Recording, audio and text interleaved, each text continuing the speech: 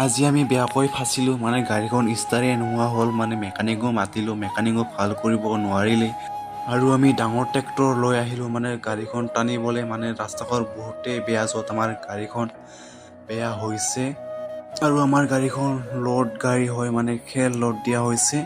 আৰু তো আমি এনেকৈ ঠিলাব নোৱাৰি আৰু তাতে ৰাস্তাখনো বেয়া আৰু আজি এনেকৈ ৰাতিটো কটাব লাগিব চাগে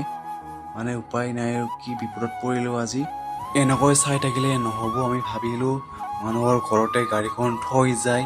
আমি ঘৰলৈকে গৈ থাকোঁ ইয়াক আমি মানুহৰ ঘৰত লৈ আহিলোঁ গাড়ীখন ঠেলি